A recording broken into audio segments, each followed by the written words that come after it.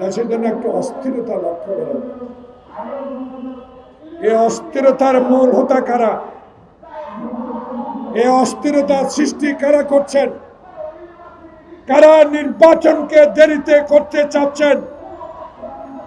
এই বিষয়গুলো তো আমরা আপনার মতো মহান ব্যক্তির কাছে জানতে চেয়েছিলাম। আপনি নাকি বলেছেন জুলাইতে নির্বাচন হবে। ওয়ালটন আবারও মিলিয়নিয়ার অফারে ওয়ালটন ফ্রিজ কিনে আপনিও হয়ে যেতে পারেন মিলিয়নিয়ার। জুলাই হবে না, ডিসেম্বরে হবে। রোড ম্যাপটা দিলেই তো যারা আন্দোলনে ছিলাম, যারা হাসিনার আমলে আয়না করেছিলাম, যারা আন্দোলন করে লক্ষ লক্ষ মামলা খেয়েছেন, তারা আপনার সাথে বসতে পারত। কিন্তু এখনো তো নির্বাচনের ম্যাপটা ঘোষণা করলেন না।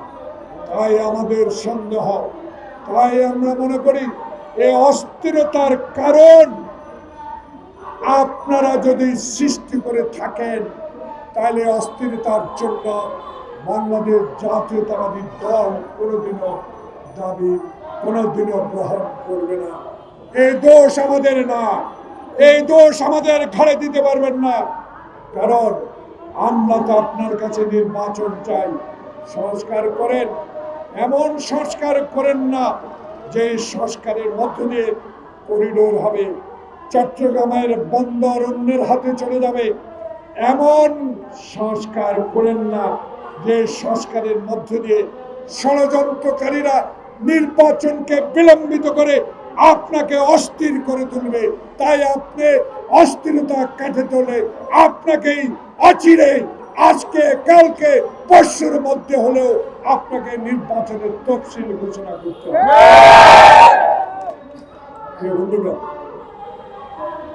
আজকে আমরা রাস্তায় যেতে চাই, আমরা রাস্তায় ছিলাম। আপনি যদি এই অস্থিরতার কারণে এই নন্দিত লোকটি নিন্দিত হয়ে বিদায় নেন, আমরা মনে কষ্ট পাব। ইতিহাসে আপনার নামটি সম্মান করে লেখা থাকুক, আপনি শাহাবুদ্দিনের মতো একটি নির্বাচন দিয়েছেন, আপনি দিনের ভোট দিনে করেছেন, আমার ভোটাধিকার আপনি প্রতিষ্ঠিত করেছেন। ইতিহাস লেখা থাকবে, সেই ইতিহাসে আপনি আমাদের গ্রহণযোগ্য ব্যক্তি হিসাবে আমাদের ভবিষ্যৎ প্রজন্ম আজকে আপনাকে নিয়ে অহংকার করতে পারবে। তাই আপনার কাছে অনুরোধ, অনতি বিলম্বে এই তিনজনকে উপদেষ্টা পরিষদ থেকে আপনি চিঠি দিয়ে দেন, অনুরোধ করেন তারা যেন নিজেই পদত্যাগ করে। তাহলে তিনজনকে এই উপদেষ্টা পরিষদ থেকে আপনাকে বিদায় করতে হবে।